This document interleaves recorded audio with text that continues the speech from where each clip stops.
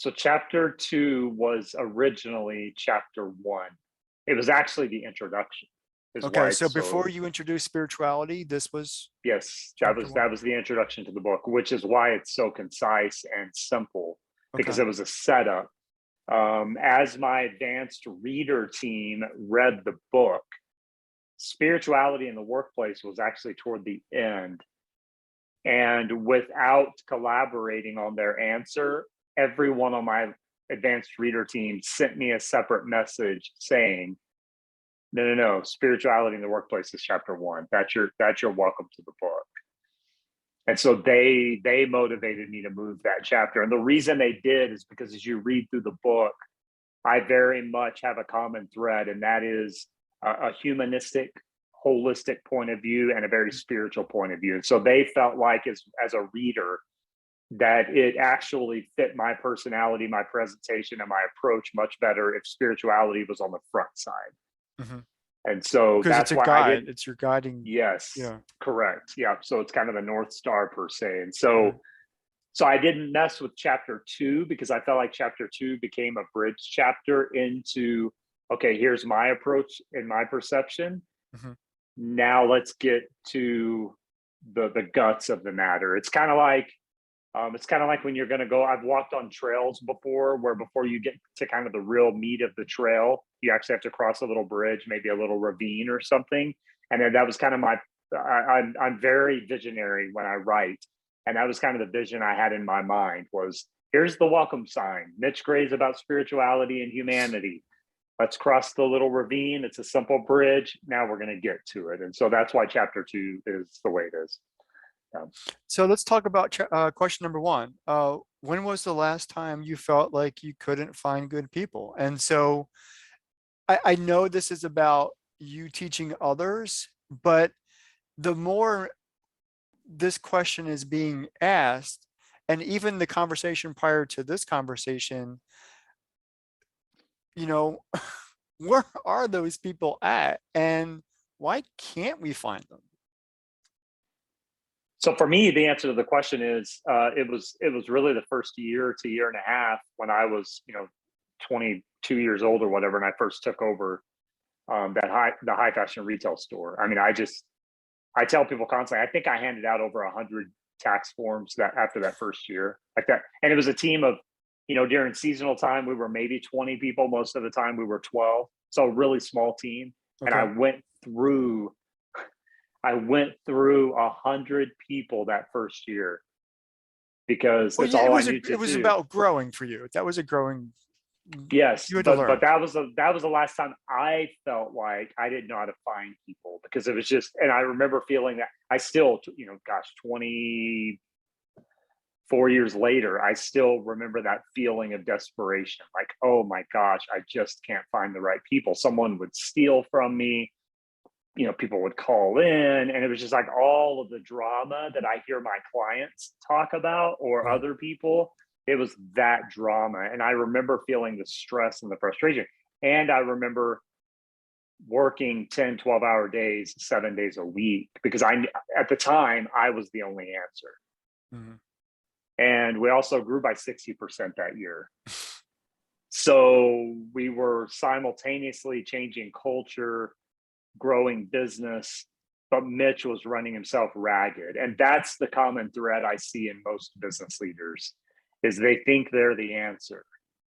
And Or so the only rather, answer. yes. And so rather than trying new strategies, and that's why I asked that question, when's the last time you felt like you couldn't find good people? Because I want people to come back to that emotion. Because if that emotion of stress, fear, anxiety, burnout doesn't motivate you, then I would argue nothing is going to motivate you. So that's why the question is that question. Okay. Come back to that. How did it feel? What was the taste in your mouth? What was your blood pumping out? How fast was your heart beating? What is that? What was your family saying when you were never home? Mhm. Or your kids crying because they never got to see mom or dad? Or what? Really tying into that emotion and go, because it's that emotion that's going to go, why I'm not getting it right, so I'm willing to try anything else. So, yeah.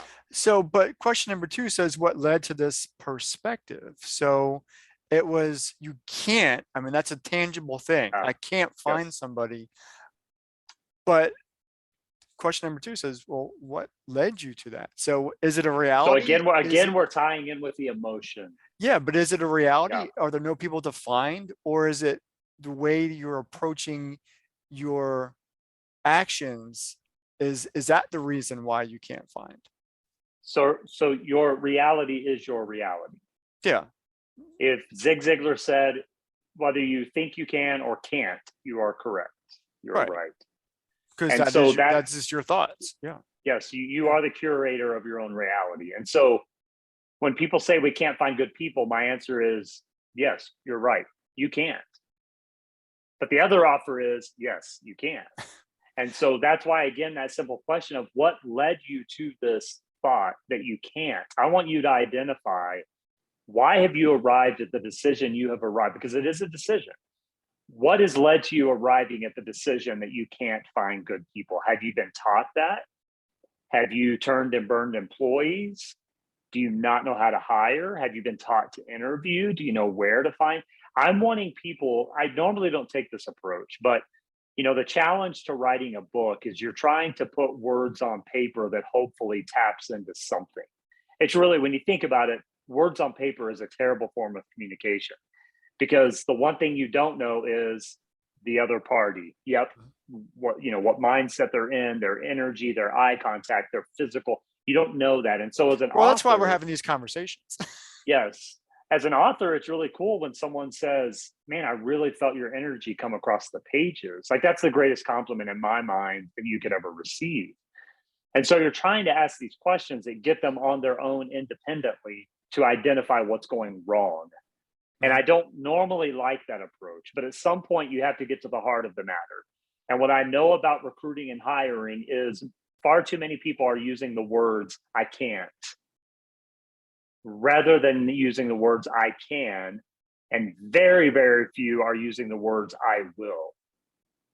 Now, with all of my experience, I firmly 100% believe that if I was to start a team of 10 people right now and I had to have those hired at the end of the week, in no doubt in my mind could I do that. I have zero doubt I could go out right now in the city I'm in within 2 hours and find the people I need. Well, is that Mitch Gray talking about his 20 years of experience, or is that Mitch Gray just saying, I know how to do it because I know how to do it? Both. It's both. Okay. I Well, know then I know because how that's to your reality. correct. And that's kind of my point in asking that question. What led to you thinking this way? Is I know what led me to thinking I couldn't, but I also know what led me to thinking I could. And so that's where the book eventually goes, is you've identified why you can't, but now we're going to show you how you can. And that leads us directly to your third question. What actions have you taken to find good people? So Yes. if you're thinking I can't, you're doing I can't, because you're saying I can't. Yes. So what are you doing? So again, that's what it says. What actions? And you probably don't even have to qualify good people. Just what actions are you Right. taking to find people? Right. And that's Yeah. going to And determine whether or not you're doing it right or not. and that's a little bit of a flip psychologically, right? Mhm, Wow, Mitch, you just asked me two questions about can't. mhm. And now all of a sudden, but what I want to know is, and what I want to put them in a position of, is they've identified the barriers. Now all of a sudden it's like, okay, hold on a second, but what have you done to actually find good people? So now we're flipping the script. And if you think about it, for anyone that's read the book, from that question forward, the book is only positive affirmation, positivity, and really self-discovery is really what the book is about. It's self-discovery as a leader about what you can control. And to me, what leaders often forget is that they can control more than they actually think they can, but it's in a very different way than what they normally try to control. So what I mean by that is, I can't. Oh, but now I'm going to consider what I can do, because really the only thing you can control is your thought process, the actions you take, and what you teach and speak to others. Once you're outside of that little circle, you can't control a freaking thing. You can't control if customers come in the store. You can't control if people visit your website. You can't control. Now, you can set up systems that try to attract, but at the end of the day, you cannot, those are all the uncontrollables. But what leaders too often try to control is the uncontrollables, forgetting to pay attention to the controllable. And the controllable is, what have you done to find good people? Notice I'm not asking what has your organization done. I'm not asking what your department has done. I'm not asking what the marketing firm you've hired has done. My question every single time is, as a hiring leader, what are you holding yourself responsible for when it comes to finding good people? And I led to that question a little bit from the standpoint of, my guess would be, if even the smallest of businesses, and I hear this often, even when you talk to those small businesses with teams of 10 to 50, and I say, what strategies are you using for hiring and recruiting? Their first answer is always social media. Is that current? Currently, yes. Okay. Currently, yes. Their second answer is always job postings, whether it's LinkedIn, Glassdoor, Indeed. Their third answer is, well, we hung a sign on the door. And those are the three things that we see all the time. 100%. And guess what? If you were to have me list my top 10 strategies for recruiting, They're not even one of those I wouldn't include. The other two would be numbers 9 and 10, maybe number 11. right. So they would sit. I would never hang a sign on the door ever. I think that's the most ridiculous tactic ever. And it's passive aggressive. I just think it's a terrible tactic. If you want to, fine, but I just wouldn't do it. And the other two, just to me, again, but man, I just, what do they call it? Guerrilla marketing. To me, the best way to find great people is for me to meet them. Yeah. And that's consistent. And we've talked about that. And that's actually, and guess what? It works. Yeah.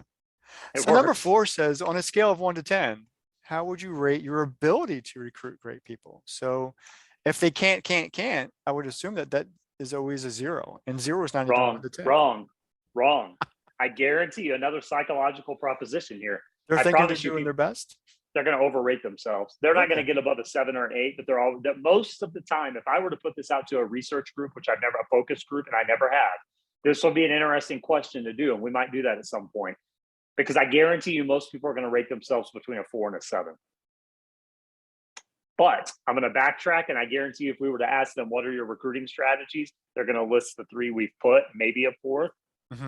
They're usually going to list the 3 that we just talked about: social media, job postings, and sign on the door. So in reality, they're personally doing nothing. So it's a little and bit taking no responsibility for it. Yes, that's exactly right. Yep. Okay. And then your last question number 5, is, what would you like to change about your recruiting/hiring strategies?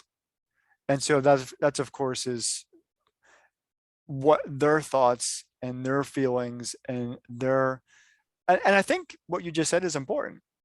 How much responsibility are they putting it on themselves? That's going to make them change their attitude. That's going to make them change. Yeah. If they don't think it's their responsibility to do it, they're not going to change anything. If they then assume that responsibility for it, they may change everything about it. So think about this for a second. Picture this chapter as chapter 1, as it was in the beginning. I closed chapter 1, entering chapter 2 with the question of, what would you like to change? And so again, we're laying the foundation of planting that seed subliminally of change, that this book is going to be about change. I wrote the book knowing I'm going to present strategies in this book that very few are using. Many people won't use for various reasons. So I knew it was a little bit of a book based on contrarianism, from the standpoint of, I know what the culture of recruiting is saying, and I'm throwing pie in the face of most of those practices. And so the last question of chapter 1 is, what would you like to change? If we're being honest, my guess would be most people finishing that chapter don't know the answer to that question. And so they're either going to verbalize that as nothing, or I'm not sure. Because we've really kind of set them up for failure with that question, which is what I wanted to do. Because all of a sudden the book takes a turn inward. And so I'm planting the seed through those questions of, this is on you, leader. This is when you look in the mirror. This is reflective of you. Regardless if you have an HR department hiring people or a marketing firm or you're doing it yourself, you are the bottom dollar hiring leader. And you're going to get held responsible hiring leader for everyone that's hired, whether you hire them or not. And so really the book then goes, okay, we're going to talk about the real value of leadership. We're going to talk about how to really find people, how to design culture. And the end of the book follows with bringing the art of humanity back to leadership, meaning unless you learn to lead from your vulnerability, you'll never reach your capacity as a great leader. And my guess is most people in leadership positions have rarely, if ever, been taught to lead from your vulnerability. They It's a scary fake it place. so that, yes, it's a very scary place. And oftentimes it's not a safe place. But there is zero possibility for you to connect with the other humans you're hiring if you're not connected with yourself. And the only path to connection is through your vulnerability. There is no other path. That is the path. So we leave them hanging with the last question. What do you want to change? Oh, I'm not sure. Nothing? Okay. Let's go.